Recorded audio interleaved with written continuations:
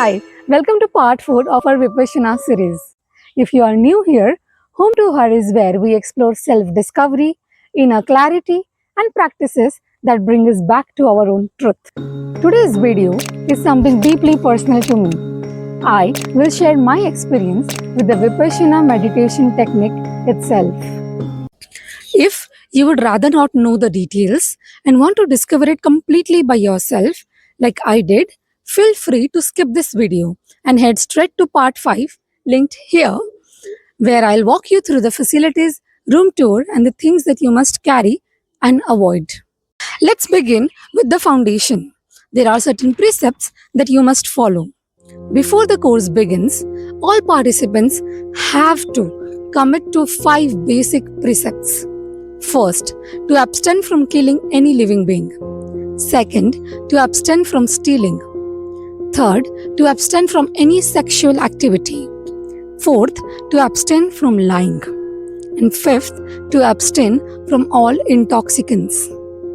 Now, if you are a returning student, basically an old student, 3 more precepts get added, which are no eating solids after noon, avoiding sensory indulgences like perfumes, and refraining from sleeping on luxurious beds. These are not moral impositions. They are actually meant to create a safe and a stable environment for the deep inner work. The beginning days or the initial days feels strange, and that's okay. From day 1, you're asked to focus entirely on your breath. Remember, you're not doing pranayama, nor you're trying to control your breath. You are asked to just observe your natural breathing. And at first, it's strange because we breathe all the time, right? But have we ever really paid attention to it? You begin by noticing, is the breath entering through the left or the right nostril? Is it touching the inner wall or the outer edge? You do not alter anything. You just observe. You even avoid counting your breaths or even visually picturizing anything. Gradually, you are asked to narrow down your attention to area just below the nose and above your upper lips. This trapezium area. This is your only point of focus for nearly 2 days. You sit, you breathe, and you observe. And yes, your mind will wander.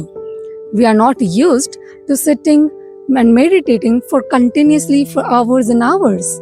But instead of judging yourself, whenever your mind wanders, bring back the awareness and bring back your mind and attention to breath. Again and again. That's day 1 to day 3. This practice is called Anapana. And slowly you begin to feel a subtle calm emerging. Now, day 4 is when the real Vipassana begins. This is where it really gets intense.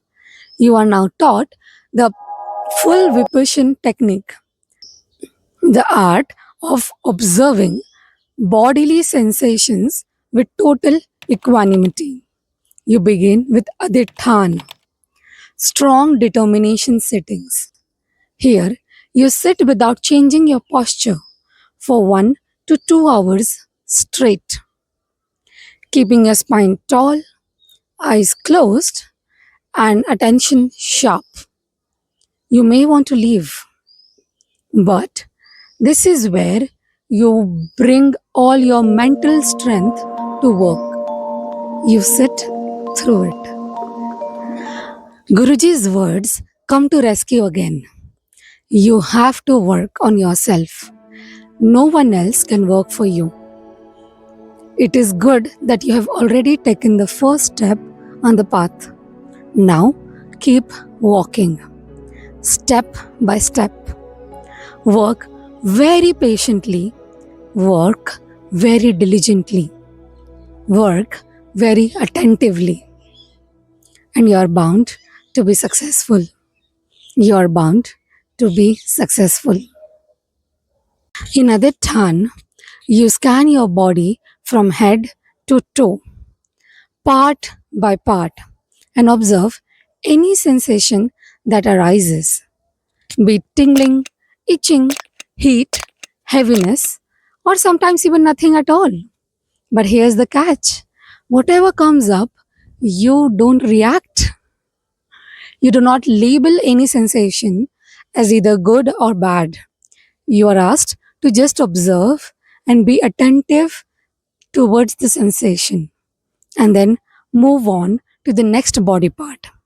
Remember, no external or internal effort for that matter is made deliberately to create a new sensation.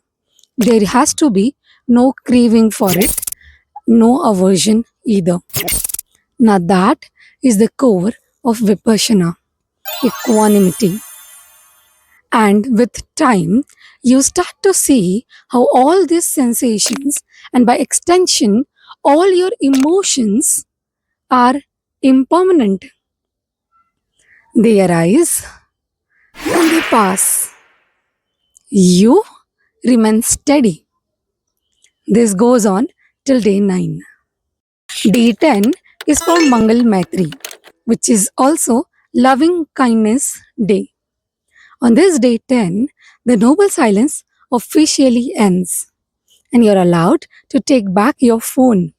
Strangely, I felt not at all wanting to take my phone back or even talking to other participants. After this 10 days of silence, your mind becomes so quiet, and as you meditate again, after in the evening on this day 10, you actually see the subtle differences when your attention is a bit softer. Now, when you have again communicated back with the outer world through your phone or through talking to others, you are gently touched by that distraction. It is natural and part of the process. Guruji will teach you how you can maintain your meditation and continue to go deeper into your practice even while living in the outer world. Lastly, day 11 is the day you departure or you can extend your service. You are free to leave after the 4:30 to 6:30 a.m. group meditation. Here, you receive the final message by Acharya Goenka ji. Remember to book your travel journey only after 6:30 a.m. on day 11. Before you leave, you're asked to clean your room for the upcoming students. And since my train was in the evening, I decided to give it a go for volunteering. I volunteered to check all the rooms in the pagoda and make sure that the seating arrangements are folded properly and that the lights are out. If this volunteering experience resonates with you, you can always return back. On their website, you can register yourself for 2 to 3 days, and these slots keep opening up regularly. They also offer books, magazines, and an option to donate some money. My piece of advice is if you choose to contribute to this Vipassana center, let it come from a place of service to the future student, not from a transactional mindset that I stayed here for free, I ate for so many days and such kind of food, so I should dedicate this amount. Something that you do from the bottom of your heart because you're grateful for this technique and you want others to experience this technique as well. As the days go by, you begin to realize something profound, that everything in this life is impermanent. Your thoughts, your sensations, your cravings, even your discomfort. It arises and it fades. Vipassana trains you to witness your life without clinging to any of its material or immaterial possessions. It builds your mental strength.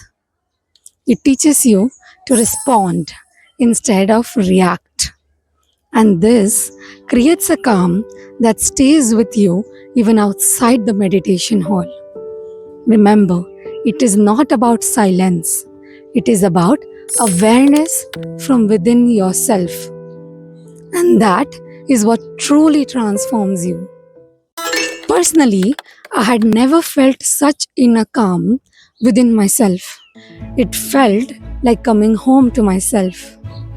I never felt such inner calm, not from a holiday or reading a book or even journaling. It was just stillness. For me, I came here with the intention to process some heavy emotions. I knew that I do not want to feel these heavy emotions in my body, and thus I wanted to learn how I can remove these emotions and be myself without it. I was at a point where nothing in my life kind of made sense. Why certain things were happening were beyond my understanding, but it was affecting me in ways I did not want it to affect me. So, being here, doing this Vipassana for 10 days helped me shift that. Suddenly, even the painful experiences felt like they had a purpose. Remember to not think that it was because of these painful experiences that I now came and learned this technique, so that experience was good or helpful in a way. You have to remember and acknowledge your inner strength of willingness to not be and not continue to be in that emotion that the painful experience may have developed within you. It is your inner strength to come out of it which has made you realize and know about this technique. Sometimes this is a loop that people get fixed in. They start chasing those painful experiences because that is how they grow. But remember, you have to be aware about yourself and why you are making choices in life intentionally.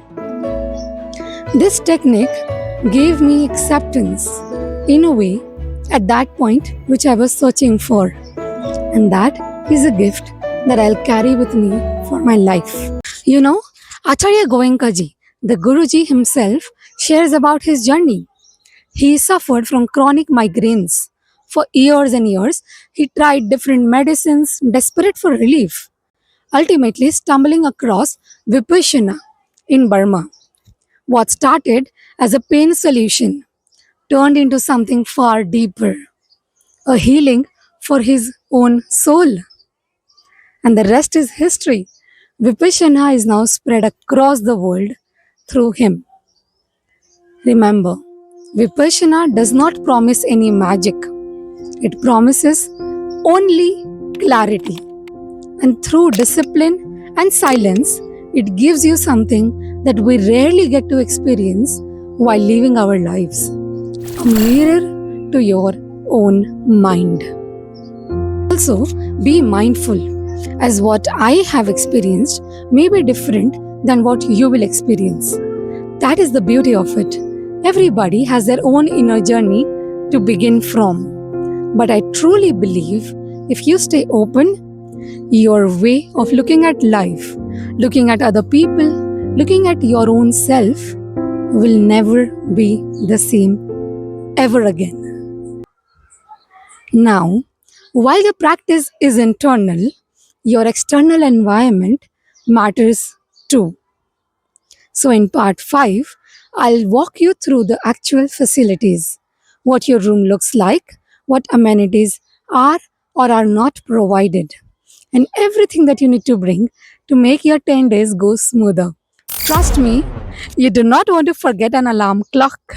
See you in the next video.